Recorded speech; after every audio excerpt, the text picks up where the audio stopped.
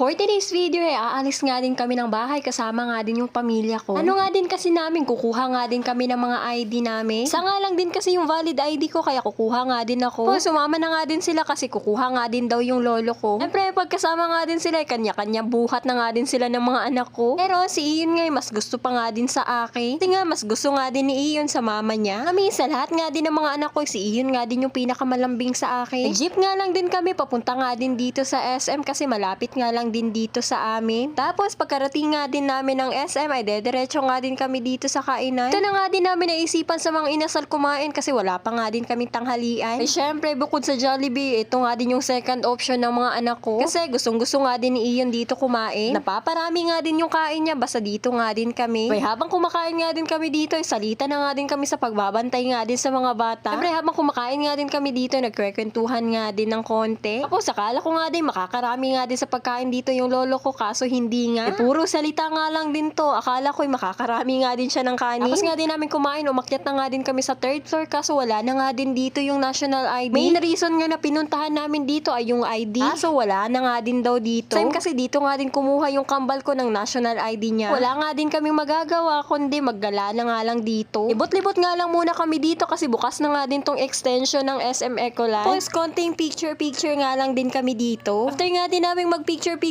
dito, naglakad nga lang muna kami tapos naisipan nga din namin ipalaro na nga lang din yung mga bata para hindi nga din sayang yung pinuntahan nga din namin dito. Kaya dito na nga lang din namin naisipan na pumunta sa Tom's World. Siyempre hindi nga lang din yung mga bata dito yung naglalaro ay bay sumali na nga din kami. Sobrang nag-enjoy nga din dito si Iyon at pati na nga din si Baby Yan yan. Mga misa rides nga din ay pasayaw-sayaw pa nga din si Baby Yan yan. Abay noon patingin-tingin nga lang din tong batang to pero ngayon ay sumasakay na nga din dito. Ito na nga lang din talaga yung routine namin pagkasama ko nga din yung mga anak ko. Palaro nga din sila para mag-enjoy nga din yung mga bata. Enjoy nga din naman sila sa bahay at palaro-laro nga din yung mga bata. Siyempre ikaw na nga din yung mapapagod, kakahabol nga din sa mga anak mo. Siyempre nag-basketball na nga din dito yung lolo ko. Abay nakisali na nga din ako. Partida one hand nga lang yan at may karga pa nga din akong bata. Pupunta nga din naman talaga dito. Nakikisali nga din ako sa pag-shoot. Pag maglalaro nga din ako nito ay pagpapawisan nga din. Siyempre pagtapos nga din namin maglaro dito at naubos na nga din yung token namin, nagmerienda na nga din kami. Pumunta nga lang din kami sa food court para dito na nga din maghanap ng merienda namin. Bumili nga lang din ako ng Turks para nga din sa lolo at lola ko. Siyempre kasama na nga din si Sheena at sa akin. Hindi nga kumakain dito yung mga anak ko ng ganito kaya pupunta nga din ako sa baba para bumili nga din ng Jollibee. Nga din yung mahirap, mapili nga din sa pagkain yung mga anak ko. Na si Iyon mukhang Jollibee nga lang din tong batang to. Ito ngayon umanda na nga din yung pagkananay ko at nagdidiskusyon nga din kami kung anong kakainin nito ni Iyon. Kaya ayun at nasunod nga din yung gusto niya at bumaba na nga din ako para bumili nga din ng